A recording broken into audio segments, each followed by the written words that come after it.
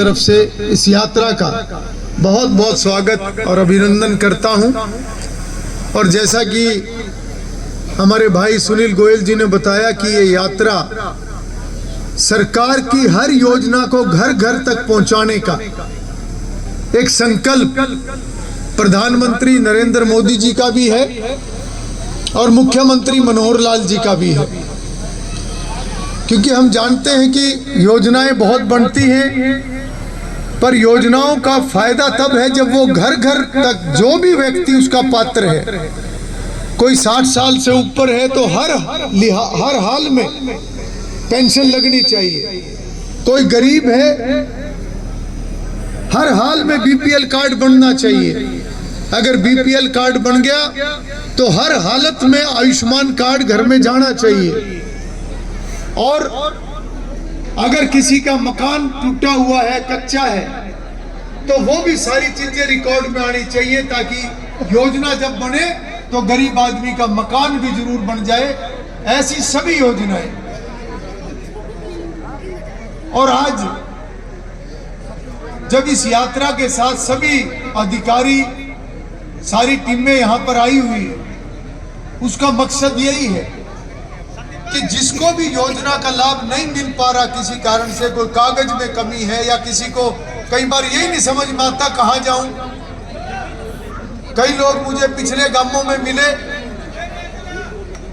क्योंकि अभी तक हमने लगभग 50 गांव कवर कर लिए, और हर गांव के अंदर कम से कम 50 लोगों का मौके पे काम हो रहा है, कम से कम 50 लोगों का, कहीं 40 का हो रहा है, कहीं 30 का, कहीं 50 का, कहीं 60 का, कहीं 70 का, कहीं 100 का भी हुआ है बड़े बड़े गांवों में।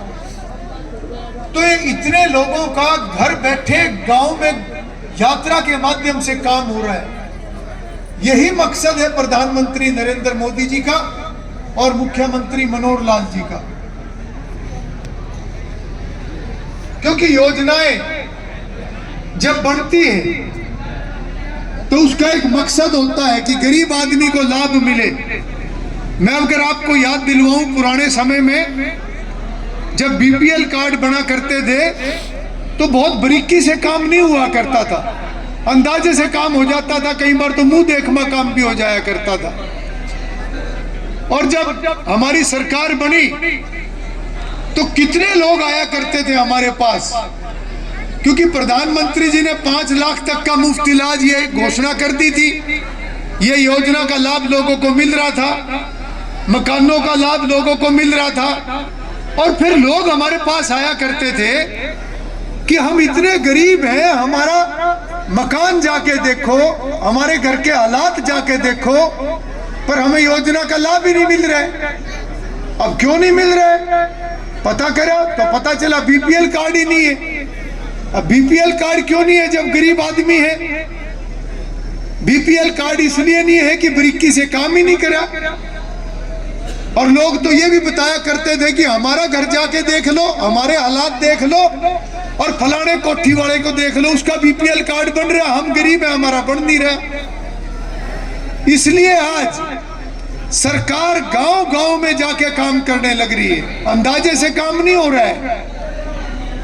जब ये सारी बातें मुख्यमंत्री जी के पास गई तो मेरे पूरे घरोंडा विधानसभा में से लगभग 600-700 ऐसे लोगों के नाम मेरे पास आए, जिन 600-700 घरों पर का बीपीएल नहीं था।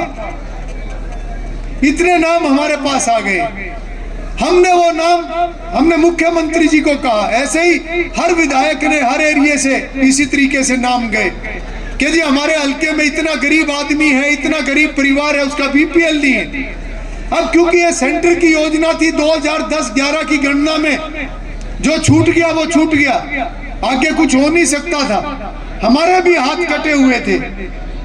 तब मुख्यमंत्री जी ने परिवार पहचान पत्र ये शुरू करा, और तब मुख्यमंत्री जी ने कहा कि हम पूरे हरियाणा प्रदेश के हर घर की पहचान करेंगे, घर घर जाकर हम पहचान करेंगे, और लोगों से ही लिखवाएंगे कि उनकी कितनी आमदन है, कितने घर में सदस्य हैं, कितने बुजुर्ग हैं, कितने बच्चे हैं, सारा डाटा हम घर घर से लेकर आएंगे। और उसके बाद जो पुराने समय में बीपीएल की सीमा हुआ करती थी 1,20,000 रुपए की, जानते होंगे आप लोग, 1,20,000 रुपए सालाना आमदन जिसकी होती थी उससे कम उसका बीपीएल कार्ड होता था। उसमें से भी बहुत छूटे हुए थे। पहले तो मुख्यमंत्री जी ने उस सीमा को बढ़ा के 1,80,000 किया ताकि और भी लोग उसके अंदर आ सके। और फिर मुख्यमंत्री जी ने कहा कि हर घर की पहचान करो, 36 बरादरी की पहचान करो। हर बरादरी में अमीर आदमी भी होता है और गरीब आदमी भी होता है। तो चाहे गरीब आदमी किसी भी बरादरी का हो, सबका कार्ड बनाएंगे। जिसकी आमदन 1,80,000 से कम होगी सबका बीपीएल कार्ड बनाया जाएगा। और तब परिवार पहचान पत्र बनाकर मुख्यमंत्री जी ने घर बैठे, शुरू में जो लोग हमारे पास आए वो आए, मगर बाद में घर बैठे 700 लोगों का बीपीएल कार्ड नहीं बना, घरोंडा हल्के में 27,000 लोगों का बीपीएल कार्ड बनाया मुख्यमंत्री मनोहर लाल जी ने। ये कितनी बड़ी बात है। हमारी सरकार आने से पहले पूरे हरियाणा के अंदर 11 लाख बीपीएल कार्ड थे और हमारी सरकार आने के बाद जब परिवार पहचान पत्र बनाया गया उसके बाद 19 लाख नए बीपीएल कार्ड बनाने का काम करा ताकि सभी ऐसे लोगों को सरकार की योजनाओं का लाभ मिल सके। अब ये जितने भी बीपीएल कार्ड बने हैं, अब मान लो घरोंडा हल्के में 27,000 बीपीएल कार्ड बने हैं, कलवेड़ी में भी बने होंगे। यहाँ की संख्या मुझे जानकारी नहीं, वीडियो मैडम अगर यहाँ की संख्या हो तो मुझे बताएं कि यहाँ भी परिवार पहचान पत्र बनने के बाद कितने नए बीपीएल कार्ड यहाँ पर बने हैं। अब इन सभी बीपीएल कार्ड जिनके बने हैं सबका 5 लाख तक का मुफ्त इलाज, वो कार्ड भी सरकार ने अब जारी करना शुरू कर दिया। ज्यादातर लोगों का कार्ड बन भी गया। कल मैं शाम नली कला गांव में था, 36 आयुष्मान कार्ड मौके पे बने। कल 36 आयुष्मान कार्ड। कल मैं सुबह के टाइम ऊपड़ी गांव में था, ऊपड़ी गांव में भी लगभग 27 आयुष्मान कार्ड मौके पर बने। इसी तरीके से हर गांव में 20, 25, 50 मौके पर बनते हैं। और जिनका भी ये बीपीएल कार्ड बना है, आप सबको मैं कहना चाहूंगा कि जिसका भी बीपीएल कार्ड बना है, अगर आयुष्मान कार्ड नहीं बना तो अपना आयुष्मान कार्ड बनवा लेना। या तो मौके पे बन जाएगा, अगर कोई थोड़ा बहुत कोई कागजों में कमी होगी तो आपका रजिस्ट्रेशन हो जाएगा, घर बैठे बन जाएगा, कहीं जाने की जरूरत नहीं पड़ेगी बस। और दूसरी बात भी मैं आपको बताना चाहता हूँ, अभी तोड़ ना करो, बैठ जाओ। ये अभी यहीं बैठेंगे जब तक एक एक आदमी का काम नहीं हो जाएगा, एक एक आदमी के कागजों की तसल्ली नहीं हो जाएगी, यहाँ से जाएंगे नहीं। आप आराम से बैठो अभी यहाँ पर। और जिस प्रकार से ये बीपीएल कार्ड घर बैठे बनाए हैं मुख्यमंत्री मनोहर लाल जी ने, उसी प्रकार से घर बैठे जिसका टूटा हुआ मकान है या कड़ियों वाला है, घर बैठे नंबर आएगा, कहीं जाने की जरूरत नहीं, कहीं भी धक्के खाने की जरूरत नहीं। यह भी आज मैं आपको बता रहा हूं, क्योंकि पूरे हरियाणा प्रदेश में 19 लाख नए बीपीएल कार्ड बने हैं और 19 लाख बीपीएल कार्ड में से कम 4 लाख 5 लाख ऐसे लोग आएंगे जिनके मकान बनने वाले होंगे, कम से कम इतने होंगे। अब ये एकदम से नहीं होगा, सरकार इसको हर साल बांट के करेगी, हर साल थोड़े थोड़े करके अगले 3-4 सालों में सबके मकान देने का काम सरकार करेगी। इसलिए कहीं परेशान होने की जरूरत नहीं। जब अगले दिनों में आप लोगों से कोई पूछताछ करेगा, कोई फोटो वगैरह पहले खींच गई, जिसकी फोटो खींच गई उसको तंग होने की जरूरत नहीं। अगर कोई रह गया तो बता देना, उनका दोबारा से चेक करवा लेंगे। और जब ये डाटा सरकार के पास चला जाएगा तो जिसकी आमदन सबसे नीचे होगी उसका पहले बनाएंगे, या जिसका मकान सबसे ज्यादा खराब होगा उसका सबसे पहले नंबर आएगा। इस प्रकार से हम व्यवस्था बनाने का काम करेंगे। अभी सरपंच महोदय ने, भाई मुझे आज बहुत खुशी हुई कि गांव की सरपंच महिला होने के नाते हमारी नारी शक्ति, और उन्होंने इतने अच्छे तरीके से मंच पे आके अपनी स्पीच दी, ये बहुत बड़ी बात है भाई। मुझे व्यक्तिगत रूप से आज बड़ी खुशी हुई इस बात की, वरना ज्यादातर गांवों में मैं देखता हूं कि नाम बोलते हैं कि अब सरपंच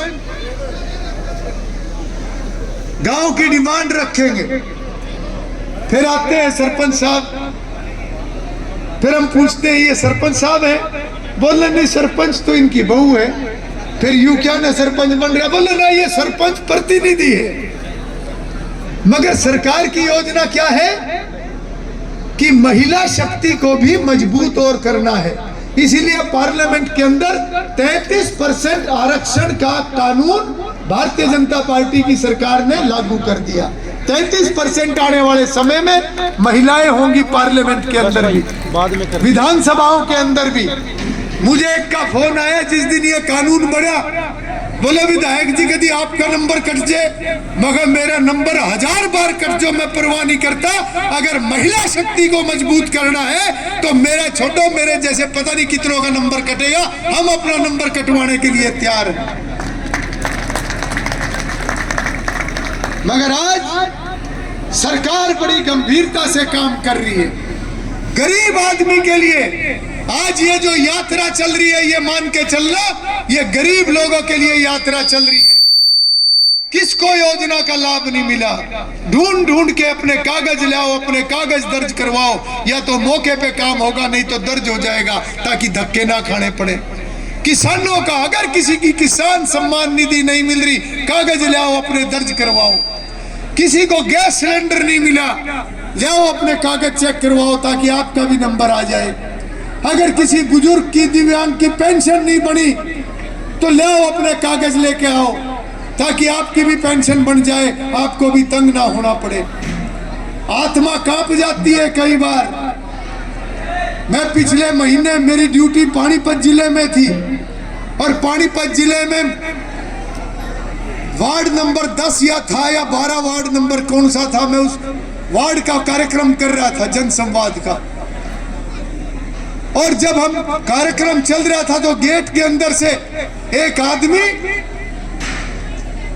एक बुजुर्ग महिला को गोद में लेके आया। उसकी दोनों टांगे नहीं थी, गोडे से ऊपर से टांगे कटी हुई थी, जैसे कोई छोटी सी गठड़ी लेके आता है, ऐसे वो नौजवान एक महिला को अपनी गोद में ऐसे लेके आया। और जब वो वहां लेकर आया और जब उन्होंने कहा कि विधायक जी इस महिला को देखो, इसके हालात देखो, इसकी पेंशन नहीं बनी आज तक, वहां जितने अधिकारी बैठे हुए थे, और तो कुछ नहीं मैं बोल पड़ा, और तो नहीं बोल सका, मगर मैंने एक ही बात कही कि अगर ये महिला भी आज तक किसी को दिखाई नहीं दी, इसकी दोनों कटी हुई टांग भी अगर किसी को दिखाई नहीं दी, तो हमें ना विधायक रहने का अधिकार है, ना आप लोगों को अधिकारी रहने का अधिकार है, किसी को कुछ भी रहने का अधिकार नहीं है। इसलिए मोदी जी का ये संकल्प है, मनोहर लाल जी का ये संकल्प है, जब वो अपने भाषण के अंदर कहते हैं कि गरीब आदमी की कोई बरादरी नहीं होती, गरीब आदमी का कोई धर्म नहीं होता। जो भी गरीब आदमी है, किसी भी बरादरी का है, वो अपने आप में एक बरादरी है। हमें उस गरीब आदमी के लिए काम करना है, उस गरीब आदमी को अपने पैरों के ऊपर खड़ा करना है। इसी तरीके से मनोहर लाल जी कहते हैं कि सरकारी खजाने के पैसे के ऊपर अगर पहला अधिकार किसी का है, वो गरीब आदमी का है, वो किसान का है, वो छोटे दुकानदार का है। वो गरीब आदमी का जब तक भला नहीं होगा तब तक इस विकास का कोई मायने नहीं है। इसलिए आज आपके बीच में ये जो यात्रा आई है, आप सभी अपने कागज चेक करवा कर जाए, जल्दबाजी मत करना। मेरी विधायक दल की बैठक है, इसलिए मुझे जल्दी निकलना पड़ेगा चंडीगढ़, मगर आप लोग जल्दी मत करना। हमारी पूरी टीम यहाँ पर मौजूद है। ये मोदी जी की टीम है, जितने अधिकारी, कर्मचारी, विधायक या जितने भी यहाँ पर काम कर रहे हैं, ये सब मोदी जी की टीम है।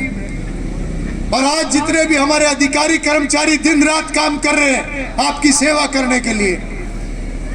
छुट्टी वाले दिन भी छुट्टी नहीं मना रहे, उनके भी बच्चे हैं, उनके भी परिवार में बुजुर्ग हैं, मगर आज सब सेवा के काम पर लगे हुए हैं। इसलिए मैं अपनी बात को ज्यादा लंबा ना करते हुए आपको सिर्फ इतना ही दोबारा कहूंगा कि सरकार हर पात्र व्यक्ति को योजना का लाभ पहुंचाना चाहती है और आने वाले दिनों के लिए भी बहुत सारी योजनाएं सरकार ने और बनाई हैं। मैं केवल एक दो योजनाओं का जिक्र करूंगा, ज्यादा तो मैं नहीं कर पाऊंगा। मेरे नौजवान यहाँ पर खड़े हुए हैं, सबको इंटरनेट और कंप्यूटर चलाना आता है। भाई अगर कंप्यूटर खोलोगे सारी योजनाएं आ जाएंगी, कौन कौन सी योजनाएं जो है सरकार ने बनाई है, उसका फायदा उठाओ। और जहां तक किसानों की बात है, भाई एक बात जरूर कहूंगा, अपना मोबाइल खोल के अभी तसल्ली कर लेना। ये जो भड़काने का काम करते हैं, ये जो आंदोलन करने का काम करते हैं, लोगों को भड़काने का काम करते हैं, भाई जब हमारी सरकार आई थी इससे पहले 2 फसल एमएसपी पे बिकती थी। हमारी सरकार आने के बाद 14 फसलें एमएसपी के ऊपर बिक रही है। कितना बड़ा अंतर है। और कीमतें उठा के देख लेना, 2014 से पहले एमएसपी क्या था और 2014 के बाद एमएसपी क्या है। अगर किसी भी फसल के एमएसपी में 1.5 पौने 2 गुना से लेके 2.5-3 गुना तक कीमत में अंतर ना हो तो भाई तसल्ली करके जाऊंगा, इंटरनेट खोल लो और कंप्यूटर खोल लो, जिस पे भी खोलना आता हो।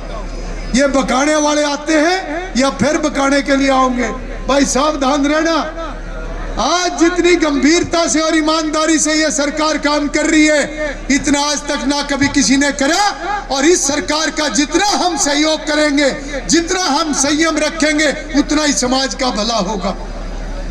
अगर मैं बात करूं पेंशन की, हमारी सरकार आने के बाद हर साल 250 रुपए पेंशन बढ़ाने का काम हमारी सरकार ने करा है। और जो हमारे से पहले सरकार थी, 10 साल तक सरकार थी, जो कह रहे हैं कि हम आएंगे तो इतनी पेंशन बढ़ा देंगे। अरे क्या बढ़ा दोगे तुमने, ऐसी की तैसी कर दी सारे प्रदेश की, सारे देश की, क्या बढ़ा दोगे तुमने 10 साल में 500 रुपए बढ़ाए और हमारी सरकार ने हर साल 250 रुपए बढ़ाए। आज 2 तारीख है, 3000 रुपए पेंशन हमारी सरकार ने कर दी। 9 साल के अंदर 2000 रुपए पेंशन बढ़ाने का काम हमारी सरकार ने करा। और इन्होंने जाते जाते पेंशन बढ़ाई थी, 10 साल में 500 रुपए इन पे बढ़े थे। क्या कर देंगे आगे। बिजली महकमे को 36,000 करोड़ के घाटे में छोड़ के गए थे, आज कह रहे हम बिजली थारी सस्ती कर देंगे, मुफ्त कर देंगे। क्या की मुफ्त कर देंगे, जब हरियाणा के बिजली महकमे में 36,000 करोड़ का घाटा ये छोड़ के गए थे, तब बिजली मुफ्त क्यों नहीं करके गए थे। कोयले का पैसा देने के लिए पैसा नहीं था इनके पास, इसलिए ये फिर बकान आओगे। भाई सावधान रहना, मैं क्लियर बात कहने लग रहा हूं, क्योंकि एक बहुत बड़े नेता ने एक बार कहा था, मैं भूलता नहीं उस बात को। बहुत बड़ा नेता था हरियाणा प्रदेश का, मुख्यमंत्री भी रहे। उन्होंने क्या कहा था कि लोगों को समझाना बहुत मुश्किल है पर बकाना बहुत आसान है। हम लोगों को समझाने लग रहे हैं क्या ठीक है और क्या गलत है, वो बकाया करते थे। क्योंकि बकाना बहुत आसान है, समझाना बहुत मुश्किल है। मेरी बेटियां बैठी हुई है यहाँ पर। आज हरियाणा प्रदेश का पहला सेल्फ हेल्प ग्रुप का ट्रेनिंग सेंटर घरोंडा के अंदर खुलने जा रहा है। जितने भी सेल्फ हेल्प ग्रुप की हमारी महिलाएं हैं, उनकी ट्रेनिंग का इंतजाम होगा ताकि उनकी 1000 रुपए की चीज 2000 की बिके। उनको और अच्छी ट्रेनिंग देने का काम आने वाले सालों के अंदर हम करने का काम करेंगे। और इसी तरीके से गरीब लोगों के लिए एक और योजना सरकार ने बनाई है। एक योजना बनाई है कि गरीब परिवार की बेटियों की सारी फीस सरकार देगी, चाहे वो 12वीं के बाद बीए करे, जहां तक पढ़ना चाहे, सारी फीस सरकार देने का काम करेगी। ये एक नई स्कीम आई है। और 1,80,000 से 3 लाख तक जो है उसकी आधी फीस सरकार देगी। यानी 3 लाख तक का इंतजाम जो है बेटियों का, जो 3 लाख तक की जो आमदन है जिन परिवारों की, उन सभी की बेटियों की शिक्षा की जिम्मेवारी सरकार अपने ऊपर ले रही है। और दूसरा, जो 1,80,000 तक जिनकी आमदन है, ये ध्यान से सुनना क्योंकि गरीब आदमी के लिए ये योजना है।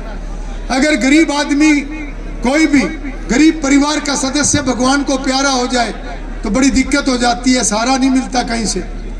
तो सरकार ने ये स्कीम बनाई है कि अगर किसी गरीब परिवार का कोई भी सदस्य किसी भी कारण से भगवान को प्यारा हो जाए तो 1 लाख रुपए से लेकर 5 लाख रुपए तक का सहारा उस परिवार का को हरियाणा की सरकार लगाएगी। और उसमें उम्र के हिसाब से पैसे तय करे। अगर जो भगवान को प्यारा हो गया उसकी उम्र अगर 6 से 12 साल है तो 1 लाख रुपया, 12 साल से 18 साल अगर उम्र है तो 2 लाख रुपए, 18 साल से 25 साल की उम्र है तो 3 लाख रुपए, और 25 साल से 45 साल की उम्र है अगर उसकी जो भगवान को प्यारा हो गया तो 5 लाख का सहारा परिवार को सरकार लगाएगी, और 45 से 60 साल की उम्र है तो 3 लाख रुपए। तो ये कुछ ऐसी योजनाएं हैं जो सरकार हर वर्ग के लिए बना रही है। अब आप लोग ये कहोगे भाई विकास भी बहुत करने लग रहे और योजनाएं भी बनाने लग रहे, योजनाओं को घर घर तक पहुंचाने भी लग रहे, यूं इतना पैसा सरकार पे कहां से आने लग रहा। मन में तो सोचते होंगे भाई सरकार तो पहले भी थी, गांवों में तो नहीं कोई फिरे था स्कीमों को लेके, जैसा ये सब्जी वाले नहीं आवे, ये सब्जी वाले सब्जी बेचने आवे गांव में, आलू ले लो, घिया ले लो, टिंडा ले लो, टमाटर ले लो, कद्दू ले लो, प्याज ले लो, आवे नहीं। आज ये क्या है? ये मोदी जी की गाड़ी, गारंटी वाली गाड़ी क्या है? ये मोदी जी की स्कीमों वाली रेडी है। जिसकी पेंशन नहीं बनी बनवा लो, जिसका आयुष्मान नहीं बना बनवा लो, जिसका बीपीएल कार्ड नहीं बना बनवा लो, जिसका मकान टूट रहा लिखवा दो, योजना बनाओगे घर बैठे नंबर आ जाएगा। ये है मोदी जी की गारंटी वाली गाड़ी। और ये इतना काम सरकार इसलिए कर रही है कि मोदी जी की सरकार आने से पहले मोटे मोटे घोटाले होया करते थे, 50-50 हजार करोड़ के, 10-10 हजार करोड़ के, 1-1 लाख करोड़ के। जब से मोदी जी प्रधानमंत्री बने एक भी घोटाला सुनने में नहीं आया। और जो ये मोटे मोटे घोटाले होते थे ये सारा सरकारी खजाने में पैसा जाने लग रहा, और सारा सरकारी खजाने में जाके पब्लिक के ऊपर खर्च होने लग रहा। ये मूल मंत्र है भारतीय जनता पार्टी के विकास का, और भारतीय जनता पार्टी की सरकार की जो योजनाओं का लाभ जो गांव-गांव में पहुंचाने का काम कर रहे हैं, ये मूल मंत्र है। ईमानदार सरकार है, ये मूल मंत्र है।